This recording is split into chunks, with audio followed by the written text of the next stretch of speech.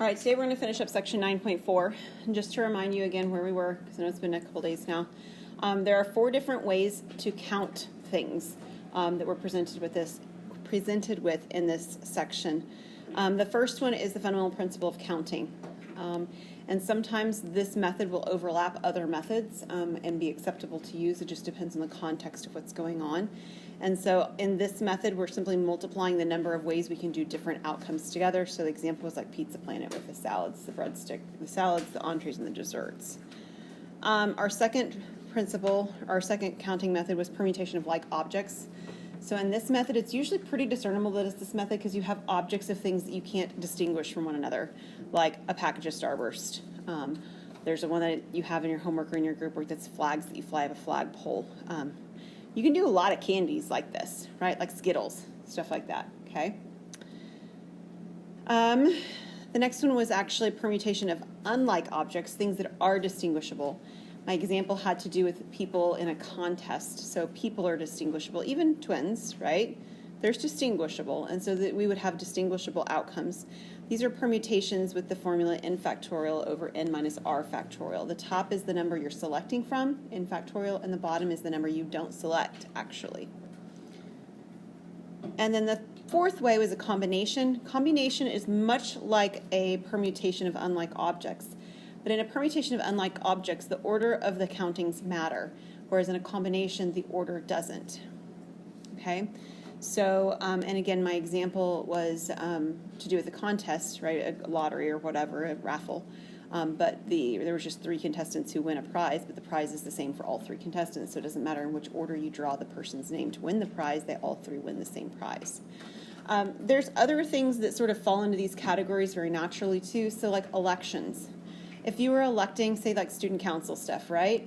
If you elect specifically the president, the treasurer, that kind of thing, the order matters, right? It's different if somebody's the president versus if they're the secretary. But if you were doing an election where you were just electing a committee to do something, then it wouldn't matter. So it's not necessarily about the actual specific, what am I picking? It's what you want from what you're picking.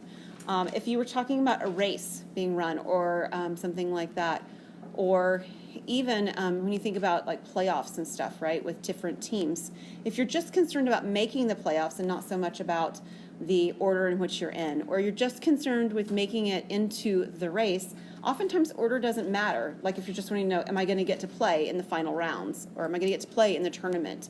If you're in the top 16 or 8 teams, or you're in the top 16 teams or something like that, you get to play. You may have a harder seeding or something like that, but you get to play if that's the only concern. But if the question is sort of the award you win for finishing first versus third, or first versus 5th place or something, then the order does matter. So you have to read between the lines a little bit, but it still should be clear when the order matters which one of those 2 you would use. So we're going to look at one more example today. It's kind of a lengthy example, and it's with a card deck. So I don't know always how familiar people are with card decks, so I'm going to give you some background. So if you're not familiar with a card deck, you might want to write down a few of the details that I'm saying so that you can keep them straight. If you're pretty familiar with decks of cards, then this is probably old hat to you. All right? So in a standard 52 card deck, there are 4 suits. The suits are spades, clubs, hearts, and diamonds.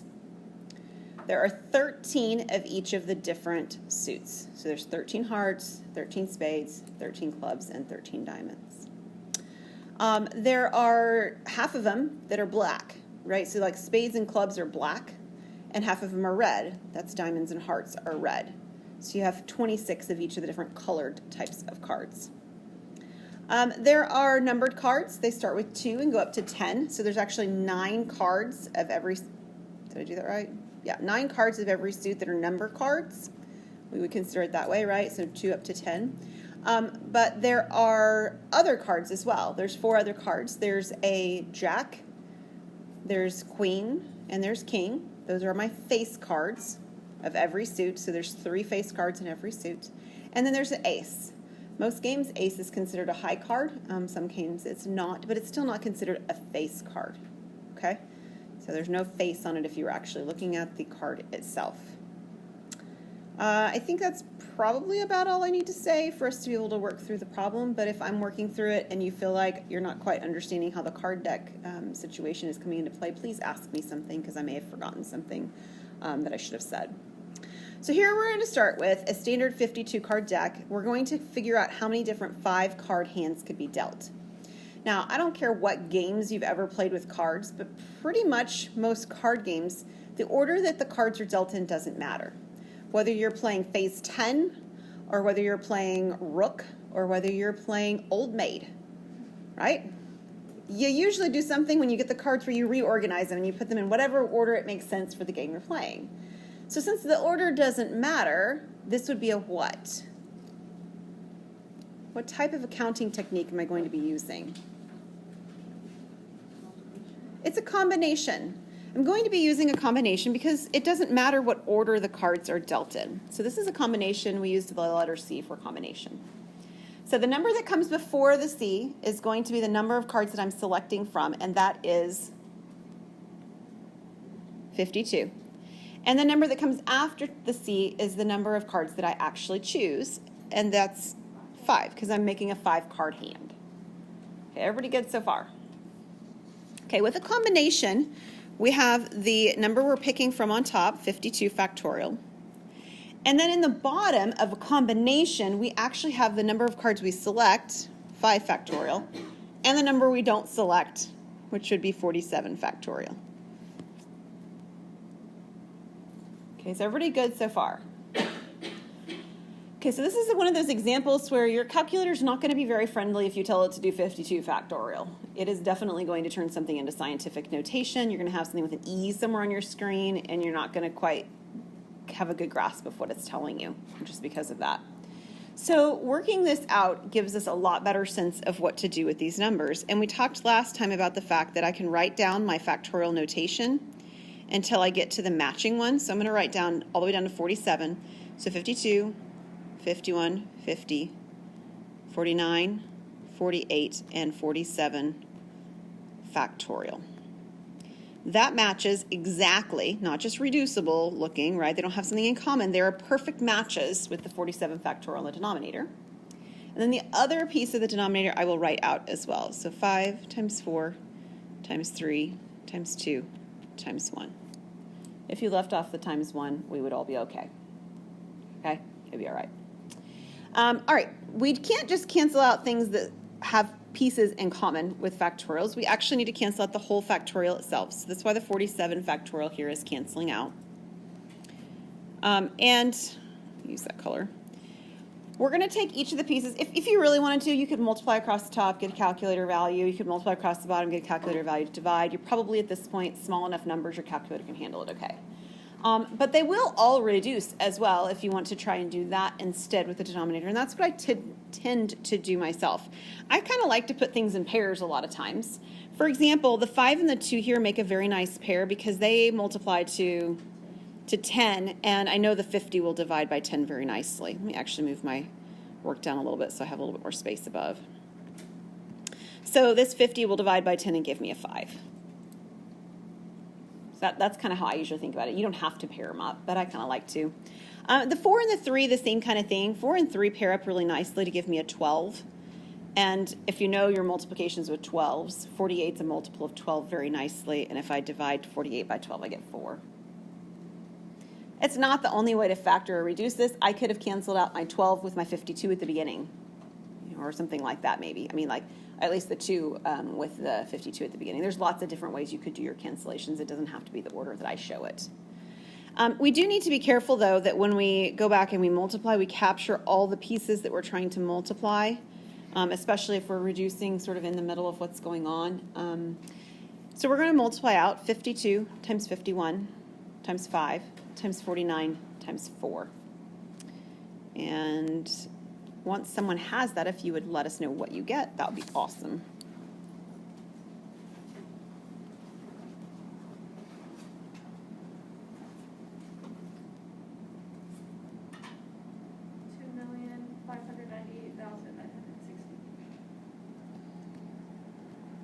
That's exactly right. Thank you, Gracie. These are the number of different hands of cards. So there's basically like 2.5 million different hands of cards you could be dealt. I think that's why card games intrigue us so much, is because the game's always different every time. Like it is. It will be different every time you play it, no matter what card game you're doing. This is a 52 card hand, but even the other decks that you're using with other amounts of cards, we get really big numbers of hands of cards. Okay, so what we're going to do is we're going to do some adjustments to the different conditions as we move our way through this problem. So this one was just any 5 cards were selected, right? So our next problem in this set, still a 52 card deck, we have 5 card hand, but now the 5 card hand has to be all diamonds. So I'm not selecting, from all of the cards. I want to make sure I'm only selecting diamonds. So we talked just a moment ago about how many diamonds there were. Do you remember what we said? There's 13. So there are 13 diamonds to choose from, and I'm still making a 5 card hand. Now, we expect that this should be much smaller, right? Yeah, because the last one I was selecting from 52 objects, and now I'm only selecting from among 13. So my numerator is that 13 factorial. Because it's a combination, still the order doesn't matter. My denominator is the number I'm choosing. That's 5 cards. And the number I'm not choosing, right? 13 minus 5, which would be 8. There are 8 cards that don't get chosen. You can do a real quick sort of a mental check at the end, too, once you write your numbers down, and just make sure that the 2 numbers in the denominator add to the number in the numerator. And they should when we're working with combinations every time. All right, so I'm going to write my 13 factorial down until I get to 8 factorial, because that's the first matching one from the denominator. So 13 times 12 times 11 times 10 times 9 times 8 factorial over, there's my 8 factorial, and then I'm going to write 5 times 4 times 3 times 2, and if you'd like, times 1. So we're going to cancel out the 8 factorials. And then again, I usually put things into pairs. The 5 and the 2 make a really nice pair on this one especially, because 5 times 2 is 10, and I actually have a 10 on top. And the 4 and the 3, same thing. 4 times 3 is 12, and I actually have a 12 on top this time. So what remains is my 13, my 11, and my 9. So what is 13 times 11 times 9? Right. That's way less than 2.5 million, right? Yeah, way less. But, I mean, let's be real. 1,000 is not nothing, right? That's still a lot of different hands of cards that are all diamonds, but it's nowhere near the amount that we would have on the other one. Now, one of the things that we have been doing in this section, a big component back even from 9.1 and 9.2, is that we're looking for probabilities of things, right? Okay, so this is counting strategies. It's the number of counting objects or different ways certain things can happen. But on part 3, this third example here, part C, whatever, we're kind of putting those 2 ideas together. So in this question, we're asked to find what's the probability then that we actually get a hand that's all diamonds? Well, the probability of 5 diamonds, according to what we know about probabilities, would be the number of ways that we get all diamonds, or I'll say 5 diamonds again, 5 diamonds. And we would be dividing it by, that n is not multiplication, that means number of. Remember, that n with the parenthesis, it's a description. Divided by the number of ways of getting any 5 card hand.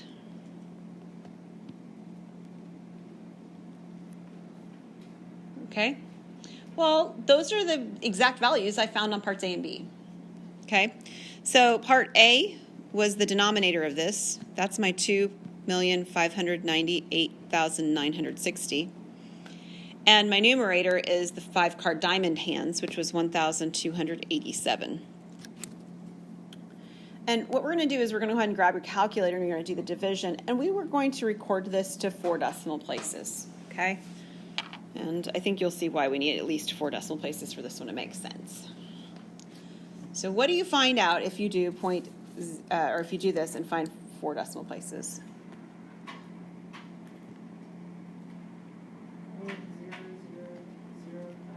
Yeah. So that's really, really small. If you wanted to think about it in terms of percentages, we've talked about this idea before, right? We would move the decimal 2 to the right. That would be 0.05%. That's not 5%, 0.05%. If you wanted to think about it where the place value comes into play, that 5 is in the what place? Place am I in? 10,000. So this is 5 out of every 10,000 hands. It's very, very small. Okay? All right. We're going to take that same idea, what we just did on this problem, and we're going to do it now with a context that's not cards. So this is going to be a committee of 3.